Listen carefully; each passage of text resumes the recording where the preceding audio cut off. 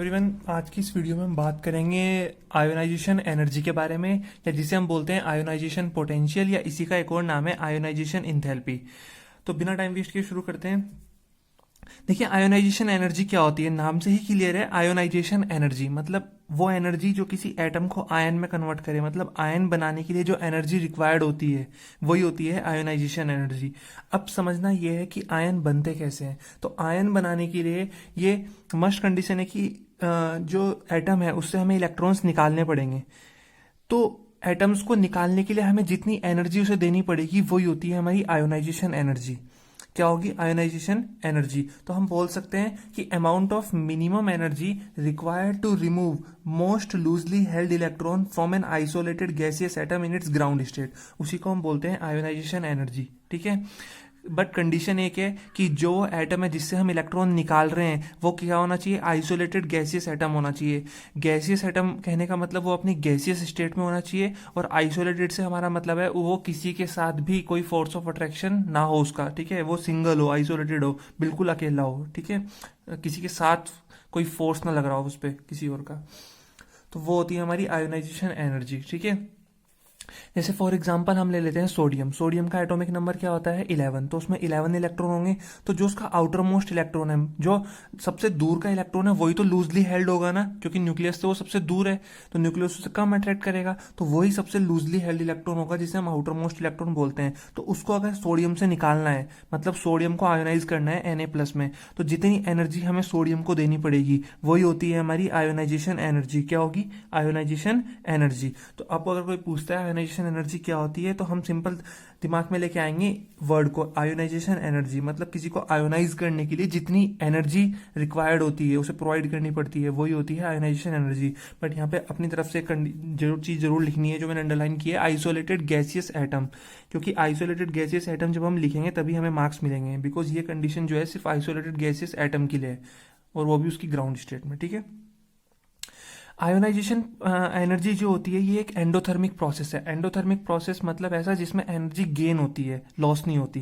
Because हमें अगर किसी को आयन में कन्वर्ट करना है तो हमें उसे एनर्जी प्रोवाइड करनी पड़ेगी। तो अगर हम एनर्जी उसे दे रहे हैं तो एनर्जी एब्जॉर्ब हो रही है ना, तो it is an endothermic process. तो हमेशा डेल एच का मतलब होता है चेंज इन एनर्जी, या इसे हम बोलते हैं चेंज इन इंथैल्पी। तो ये हमेशा पॉजिटिव होगा। अगर एनर्जी लॉस होती तो ये क्या होता, नेगेटिव होता। जस्ट बिकॉज यहाँ पे एनर्जी गेन हो रही है तो इसकी वैल्यू क्या होगी, पॉजिटिव होगी। अब यहाँ पे जो एनर्जी गेन होती है इसको हम इलेक्ट्रॉन वोल्ट पर एटम या किलो जूल पर मोल या किलो कैलोरी पर मोल में मेजर करते हैं। मतलब जो यहाँ पे एनर्जी जो बात हो रही है उसकी यूनिट क्या होगी, इलेक्ट्रॉन वोल्ट पर एटम, किलो जूल पर मोल, किलो कैलोरी पर मोल। क्लियर हुआ इतना? एक यहाँ पे इंपॉर्टेंट पॉइंट हमें ये ध्यान में रखना है कि अलग अलग आइसोटॉप्स जो होते हैं एलिमेंट के, उनकी आईपी जो होती है वो सेम होती है, बिकॉज उनके पास न्यूक्लियर चार्ज क्या होता है, सेम होता है। क्लियर हुआ? अब हम बात करते हैं सक्सेसिव आईपी की। सक्सेसिव आईपी क्या होती है? देखिए, सक्सेसिव आईपी क्या होती है, जैसे सोडियम है हमारे पास, सोडियम की इलेक्ट्रॉनिक कॉन्फ़िगरेशन हम लिखते हैं 1s2 2s2 2p6 3s1, क्योंकि 11 इलेक्ट्रॉन होते हैं इसमें, तो 2s में फिर 6 और ये +1 11 हो गया। तो हमें क्या करना है, अगर हम इसकी शेल बनाए इस तरह से, तो हम सिंपल कॉन्फ़िगरेशन अगर हमें ये लिखते हैं, क्योंकि 10th क्लास के बच्चे जो है वीडियो देख रहे होंगे उन्होंने इलेक्ट्रॉनिक कॉन्फ़िगरेशन नहीं पढ़ी होगी। तो सिंपल कॉन्फ़िगरेशन क्या होती है इसकी, 2 8 1। तो पहली शेल में कितने इलेक्ट्रॉन होंगे, 2 1 2। दूसरी सेल में कितने इलेक्ट्रॉन होंगे, 8 1 2 3 4 5 6 7 8। और तीसरी सेल में कितने इलेक्ट्रॉन होंगे, सिर्फ 1 इलेक्ट्रॉन। तो सोडियम हमारे पास है, सोडियम की आउटर मोस्ट सेल में कौन सा इलेक्ट्रॉन है, ये वाला। तो इसको निकालने के लिए जितनी एनर्जी हमें सोडियम को प्रोवाइड करनी पड़ेगी वो कहलाएगी Ip1। क्या कहलाएगी, Ip1। अब मान लीजिए हमने सोडियम में से ये इलेक्ट्रॉन निकाल दिया तो ये सेल डिस्ट्रॉय होगी। अब हमारे पास बचा है Na+, और इसकी कॉन्फ़िगरेशन होगी 2,8। क्या होगी, 2,8। तो बना देते हैं ये दो, ये 1 2 3 4 5 6 7 8। अब देखिए, अब हमें आउटर मोस्ट सेल से इलेक्ट्रॉन निकालना है। तो अब हुआ क्या है, अब जब हम आउटर मोस्ट सेल में 8 इलेक्ट्रॉन है, अब इनमें से हम कोई भी निकाल सकते हैं। ठीक है, तो इस 8 में से एक इलेक्ट्रॉन जब हमें निकालना है तो हमें इसे Na+ को एनर्जी प्रोवाइड करनी पड़ेगी, तो वो हमारी कहलाती है Ip2। क्या कहलाती है, Ip2, आयोनाइजेशन पोटेंशियल नंबर 2। ठीक है, अब मेरा ये समझाने का मकसद ये था कि मेरे को यहाँ पे बताना है कि जो IP2 होती है वो हमेशा ज़्यादा होती है IP1 से। IP2 जो होती है वो हमेशा IP1 से ज़्यादा होती है। ऐसा क्यों होता है? ऐसा इसलिए होता है बिकॉज यहाँ पे क्या था, साइज बड़ा था। थर्ड शेल थी ना, एल के, ये के शेल, ये एल शेल, ये एम शेल। तो एम शेल न्यूक्लियस से बहुत दूर है, तो एम शेल जब न्यूक्लियस से दूर है तो न्यूक्लियस का फोर्स इस पर कम लग रहा है, न्यूक्लियस इसे कम अट्रैक्ट कर रहा है। तो इस वाले इलेक्ट्रॉन को निकालने के लिए एनर्जी क्या चाहिए थी? कम। तो एनर्जी कम, तो मतलब IP1 की वैल्यू क्या होगी? कम होगी। बट अब जब ये निकल गया तो अब जो आउटर मोस्ट इलेक्ट्रॉन है वो न्यूक्लियस के काफी पास है। देखो ये डिस्टेंस कम है और ये डिस्टेंस ज्यादा है, तो ये डिस्टेंस कम है। तो अब अगर हमें इस न्यूक्लियस के पास से इलेक्ट्रॉन को निकालना है तो इसे हमें ज्यादा एनर्जी देनी पड़ेगी, बिकॉज न्यूक्लियस के पास है तो न्यूक्लियस ने इसे टाइटली हेल्ड करके रख रखा होगा इलेक्ट्रॉन को, तो इसे निकालने के लिए हमें ज्यादा एनर्जी देनी पड़ेगी। तो ऑब्वियसली IP2 की वैल्यू क्या होगी हमारी? ऑटोमेटिकली ज्यादा होगी, क्योंकि ये कॉन्सेप्ट जो है अभी आगे यूज होने वाला है, इसलिए मैंने ये समझाया सक्सेसिव IP का कॉन्सेप्ट। क्लियर हुआ? तो हमेशा सक्सेसिव IP जो होती है वो ज्यादा होती है अपनी प्रीवियस IP से। तो सक्सेसिव IP क्या होती है कि amount of energy required to remove first, second, third etcetera electron from an isolated gaseous atom, उसी को हम बोलते हैं सक्सेसिव IP। और एक चीज हमेशा ध्यान रखना है कि जो ऑर्डर होता है IP का वो हमेशा ज्यादा होता है, IP1 से ज्यादा IP2, IP2 से ज्यादा IP3, इस तरह से। ठीक है, चलिए अब हम बात करते हैं कौन कौन से फैक्टर ऐसे हैं जो हमारी IP को अफेक्ट करते हैं। फैक्टर अफेक्टिंग IP कौन कौन से फैक्टर हैं? तो पहला फैक्टर है एटॉमिक साइज। एटॉमिक साइज जो होता है वो इन्वर्सली होता है IP के। एटॉमिक साइज क्या होता है? इन्वर्सली होता है IP के। ये कॉन्सेप्ट मैं अभी यहीं पे समझा देता हूँ। देखिए, जैसे हमने फर्स्ट ग्रुप जो है हमारे पास वो क्या है? हमारे पास lithium, sodium, potassium, rubidium, caesium, इस तरह से तो है ना। अब देखिए लिथियम की अगर कॉन्फ़िगरेशन की बात करें तो 2,1, सोडियम की करें तो 2,8,1, पोटेशियम की करें 2,8,8,1, इस तरह से लिखते हैं ना। तो देखिए जब हम नीचे की तरफ आ रहे हैं, डाउन द ग्रुप, जब हम डाउन अ ग्रुप आ रहे हैं, डाउन अ ग्रुप आ रहे हैं, तो साइज क्या हो रहा है? बढ़ रहा है। साइज अगर बढ़ रहा है तो आउटर मोस्ट इलेक्ट्रॉन जो है वो न्यूक्लियस से दूर जाएगा ना, हर केस में दूर जाएगा। देखिए लिथियम में पास था आउटर मोस्ट इलेक्ट्रॉन, सिर्फ दूसरी सेल पे था, अब तीसरी सेल पे आ गया तो न्यूक्लियस से और दूर हो गया, अब चौथी सेल पे आ गया, न्यूक्लियस से और दूर हो गया। और इलेक्ट्रॉन न्यूक्लियस से जितना दूर जाएगा उसे निकालने के लिए उतनी ही कम एफर्ट लगाना पड़ेगा, उतनी ही कम एनर्जी प्रोवाइड करनी पड़ेगी। तो साइज अगर बढ़ेगा तो IP की वैल्यू क्या होगी? कम होगी। तो साइज जो है वो किसके इन्वर्सली हो गया? IP के। तो यहां से हम बोल सकते हैं कि साइज जो है वो इन्वर्सली हो गया किसके? IP के। क्लियर हुआ?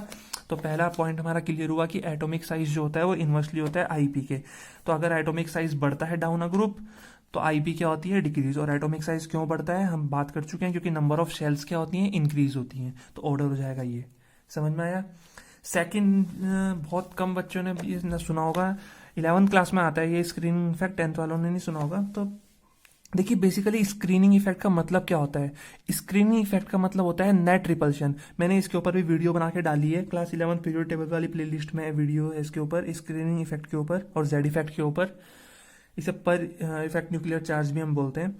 तो अभी इतना समझ लीजिए कि जो स्क्रीनिंग इफेक्ट होता है उसका मतलब होता है रिपल्शन। क्या होता है? Repulsion, net repulsion.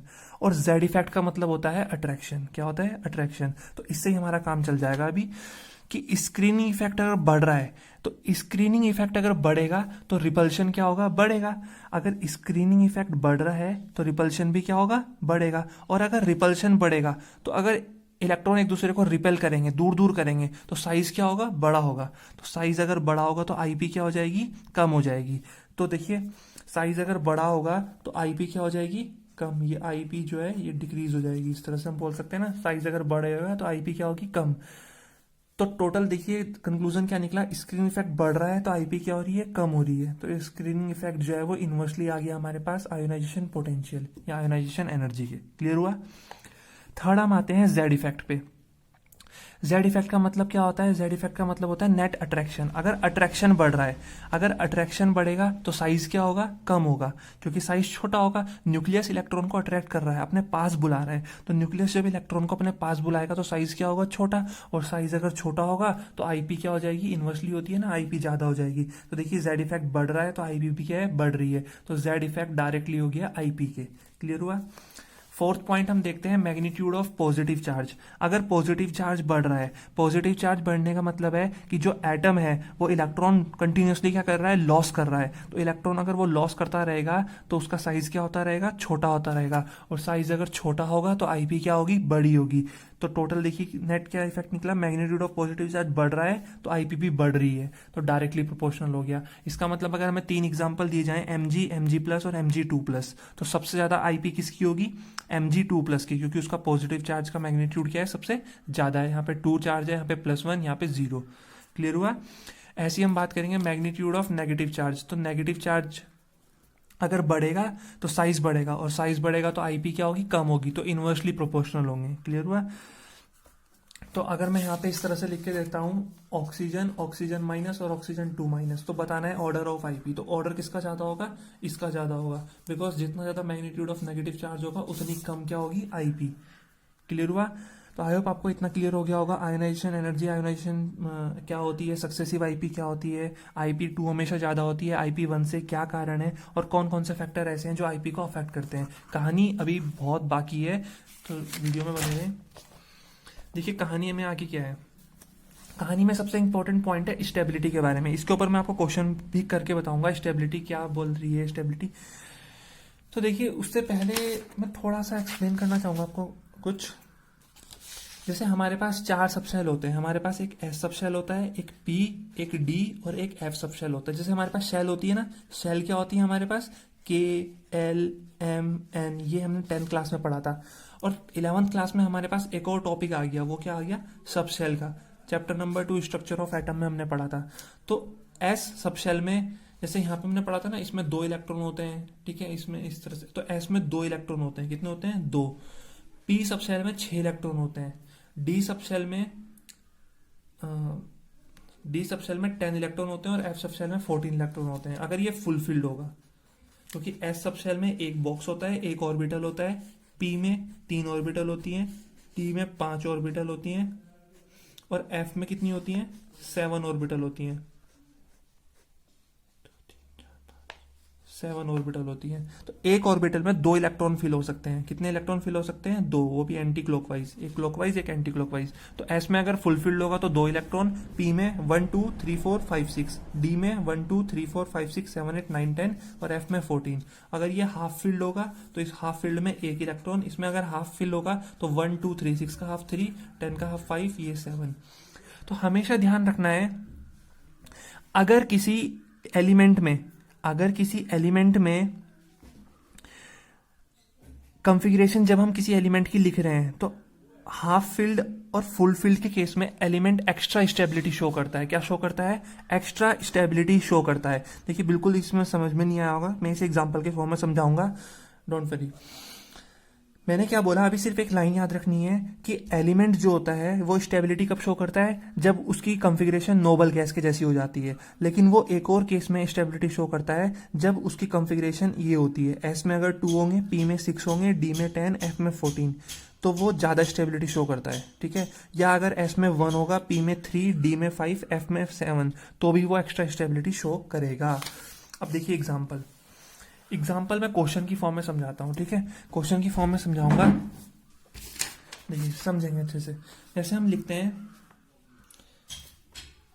Lithium, beryllium, boron, carbon, nitrogen, oxygen, fluorine, neon, हम ये लिखते हैं ना। तो हमारा सेकंड पीरियड यही होता है, lithium, beryllium, boron, carbon, nitrogen, oxygen, fluorine, neon. अभी हमने जस्ट पढ़ा, अभी हमने क्या पढ़ा कि जो साइज होता है वो इनवर्सली होता है किसके, आईपी के। जो साइज होता है वो किसके इनवर्सली होता है, आईपी के। तो इसका मतलब अगर साइज बढ़ेगा तो आईपी क्या होगी, कम होगी, आईपी कम होगी। तो यहां पे देखिए, जब हम लेफ्ट टू राइट बढ़ते हैं तो साइज क्या होता है, डिक्रीज होता है। साइज क्यों डिक्रीज होगा, बिकॉज न्यूक्लियर चार्ज बढ़ता है, न्यूक्लियस पावरफुल होता है। न्यूक्लियस पावरफुल होगा तो वैलेंस शेल को अपनी तरफ अट्रैक्ट करेगा, और वैलेंस शेल को अपनी तरफ अट्रैक्ट करेगा तो साइज क्या होगा, छोटा होता जाएगा, ठीक है। तो मैं 2 एलिमेंट ले लेता हूं, मैं नाइट्रोजन और ऑक्सीजन को ले रहा हूं। साइज किसका बड़ा है, साइज जो है वो किसका बड़ा होगा, नाइट्रोजन का साइज बड़ा होगा। मैं यहाँ पे लिख रहा हूँ size of nitrogen is greater than size of oxygen. तो ऐसा होना चाहिए ना कि IP of nitrogen is less than IP of oxygen. यही तो होना चाहिए, बिकॉज इन्वर्सली होता है। तो जब नाइट्रोजन का साइज बड़ा है तो उसकी आईपी क्या होनी चाहिए, कम होनी चाहिए, क्योंकि अभी तक हमने यही तो पढ़ा। बट ये जो हमारा ये वाला पॉइंट है स्टेबिलिटी वाला, ये हमें यही समझाता है, ठीक है, ये इंपॉर्टेंट पॉइंट है। अब देखिए मैं कैसे एक्सप्लेन कर रहा हूँ इसको। मैं क्या करूंगा, मैं नाइट्रोजन और ऑक्सीजन की कॉन्फ़िगरेशन लिख दूंगा, ठीक है। नाइट्रोजन की कॉन्फ़िगरेशन होती है 1s2 2s2 2p3, और ऑक्सीजन की कॉन्फ़िगरेशन होती है 1s2 2s2 2p4। ये जो एक्चुअल में ये जो पॉइंट है स्टेबिलिटी वाला, ये मैं 11th क्लास को ध्यान में रखते हुए बता रहा हूँ, बिकॉज 10th क्लास में बच्चों ने इलेक्ट्रॉनिक कॉन्फ़िगरेशन नहीं पढ़ी है सीबीएसई बोर्ड में, मैक्सिमम बच्चे नहीं पढ़ते। तो मैं इसके अकॉर्डिंग बता रहा हूँ, 11th के अकॉर्डिंग। ऐसा नहीं है कि 10th के बच्चे के लिए नहीं है ये टॉपिक की स्टेबिलिटी वाला, 10th के बच्चे के लिए भी है, क्योंकि आईसीएसई बोर्ड में ये सब 10th में भी बच्चे पढ़ते हैं। तो फिलहाल हम टॉपिक पे आते हैं अपने। देखिए नाइट्रोजन की अगर बात करें, नाइट्रोजन की अगर बात करें, अभी हमने बोला एक्स्ट्रा स्टेबिलिटी, हमने बोला एक्स्ट्रा स्टेबिलिटी किस केस में शो होगी। तो एक्स्ट्रा स्टेबिलिटी शो होती है कब, 2 6 10 14 या 1 3 5 7, ये फुलफिल्ड और ये हाफ फिल्ड। तो देखेंगे यहाँ पे एस में 2 इलेक्ट्रॉन है, कितने इलेक्ट्रॉन है, एस में 2 इलेक्ट्रॉन है, क्योंकि ये फर्स्ट सबसेल, जब सेकंड सबसेल आ गई तो हम फर्स्ट को नेग्लेक्ट कर देते हैं। यहाँ पे भी सेकंड आ गई तो हम फर्स्ट को क्या करेंगे, नेग्लेक्ट। तो सेकंड में देखेंगे, सेकंड में एस में 2 है, तो एस में 2 है, इसका मतलब ये एस जो है फुलफिल्ड है। और पी में कितने हैं, 3 है, तो पी में 3 है तो ये हाफ फिल्ड है। क्लियर हुआ। अब यहाँ पे एस में देखेंगे 2 है तो ये फुलफिल्ड है, एस में 2 है तो फुल फिल्ड है। और पी में कितने हैं, 4, तो ना तो ये हाफ फिल्ड है और ना ही ये फुल फिल्ड है। तो इसका मतलब नाइट्रोजन जो है वो एक्स्ट्रा स्टेबिलिटी शो कर रहा है। नाइट्रोजन क्या कर रहा है, एक्स्ट्रा स्टेबिलिटी शो कर रहा है, बिकॉज उसके पास फुलफिल्ड हाफ फिल्ड कॉन्फ़िगरेशन है। और ऑक्सीजन के पास साइज भले ही छोटा है इसका, लेकिन इसकी कॉन्फ़िगरेशन जो है वो स्टेबिलिटी नहीं है उसमें। तो इसका मतलब ऑक्सीजन से इलेक्ट्रॉन निकालने आसान है, लेकिन नाइट्रोजन का साइज बड़ा होने के बावजूद भी वो ज्यादा स्टेबल है ऑक्सीजन से। तो समझ में आया क्यों स्टेबल है, क्योंकि एक्स्ट्रा स्टेबिलिटी की वजह से। एक्स्ट्रा स्टेबिलिटी की थ्योरम बोलती है कि एलिमेंट फुलफिल्ड में ज्यादा स्टेबल होता है, फिर हाफ फुलफिल्ड में, फिर हाफ फिल्ड में। लेकिन ये सिर्फ फुलफिल्ड है और ये दूसरा वाला तो कुछ है ही नहीं। तो इसका मतलब नाइट्रोजन साइज बड़ा होने के बावजूद भी क्या है, स्टेबल ज्यादा है। तो जो ज्यादा स्टेबल होता है उससे इलेक्ट्रॉन निकालने के लिए एनर्जी भी क्या चाहिए होती है, ज्यादा। इसी वजह से आईपी ऑफ नाइट्रोजन ज्यादा होती है आईपी ऑफ ऑक्सीजन से। समझ में आया। तो क्वेश्चन यही था, although the size of nitrogen is greater than the size of oxygen rather than IP of nitrogen is greater than IP of oxygen। तो आंसर इसका यही है। हमने ये इस तरह से दिखाई कॉन्फ़िगरेशन, और फिर हमने उसी कॉन्फ़िगरेशन को आंसर की फॉर्म में लिखा कि नाइट्रोजन के केस में उसके पास आउटर मोस्ट शेल में 2s फुलफिल्ड सब शेल है और 2p हाफ फिल्ड। देखो 2s जो है वो फुलफिल्ड है और 2p जो है हाफ फिल्ड है। और due to outermost fulfilled half filled subshell it gets extra stability. और due to extra stability nitrogen requires more amount of energy for removal of electron from valence shell with respect to oxygen, therefore IP of nitrogen is greater than IP of oxygen. Clear हुआ। तो ये थी कहानी इसकी। अब एक topic और है, इसमें हम चेक कर लेते हैं कि जब हम पीरियोडिक टेबल में पीरियड में अगर मूव करते हैं तो आईपी डिक्रीज होती है या इंक्रीज होती है, या अगर हम डाउन अ ग्रुप मूव करते हैं तो आईपी इंक्रीज होती है या डिक्रीज होती है। तो ध्यान रखना है, जब हम पीरियड में लेफ्ट टू राइट मूव करते हैं, मतलब इस तरफ से हम इस तरफ जाते हैं, तो न्यूक्लियर चार्ज क्या होगा, बढ़ेगा। न्यूक्लियर चार्ज बढ़ेगा तो साइज छोटा होता है, साइज छोटा होगा तो आईपी क्या होगी, इंक्रीज होती है। आईपी क्या होगी, इंक्रीज होगी। बट ये इरेगुलर होती है, क्योंकि कहीं कहीं पे एक्सेप्शन आता है किसका, एक्स्ट्रा स्टेबिलिटी का। समझ में आया एक्स्ट्रा स्टेबिलिटी का एक्सेप्शन क्यों आ रहा है, क्यों ये इरेगुलरली बढ़ रही है, कंटिन्यूसली क्यों इंक्रीज नहीं कर रही है। देखिए लिथियम, बेरिलियम और बोरोन में एक्सेप्शन आ गया, नाइट्रोजन ऑक्सीजन में एक्सेप्शन आ गया, ठीक है। तो इरेगुलरली इंक्रीज होती है बिकॉज यहाँ पे एक्स्ट्रा स्टेबिलिटी का केस भी आता है। और डाउना ग्रुप जब हम आते हैं टॉप टू बॉटम, तो एटॉमिक साइज क्या होता है, इंक्रीज होता है। तो यहाँ पे आईपी कंटिन्यूसली डिक्रीज होती है, ठीक है, रेगुलरली डिक्रीज होती है। तो ध्यान रखना है। ऐसे जैसे फ्लोरीन ब्रोमाइन आयोडीन है, क्लोरीन ब्रोमाइन और आयोडीन, तो नीचे की तरफ साइज क्या होगा, बढ़ेगा। साइज बढ़ेगा तो आईपी क्या होगी, कम होगी रेगुलरली। क्लियर हुआ।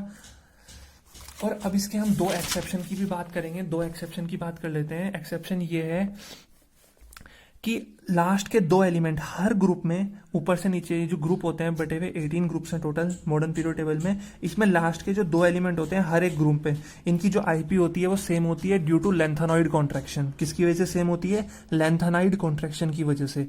और ध्यान रखना है जो थर्ड एक ग्रुप होता है उसमें आईपी ऑफ गैलियम जो होती है वो थोड़ी सी ज्यादा होती है आईपी ऑफ एल्यूमिनियम से ड्यू टू ट्रांजिशन कॉन्ट्रैक्शन। ध्यान रखना है, ये 2 पॉइंट ध्यान रखना है, ये एक्सेप्शन है, ठीक है। ये जो हमने बात की कम होती है ज्यादा होती है उसके एक्सेप्शन है। क्लियर हुआ? तो आज की इस वीडियो में इतना ही था। पूरी कोशिश की कि आईपी के बारे में आपको ज्यादा से ज्यादा इंफॉर्मेशन मिल सके। आई होप आपको वीडियो पसंद आया होगी। प्लीज़ लाइक करें, शेयर करें वीडियो को अगर पसंद आया हो तो अपने फ्रेंड सर्कल में, और प्लीज़ सपोर्ट करें। और चैनल अगर अभी तक सब्सक्राइब नहीं किया है तो प्लीज़ चैनल को सब्सक्राइब कर लें और वीडियो को अपने फ्रेंड सर्कल में ज़रूर शेयर करें।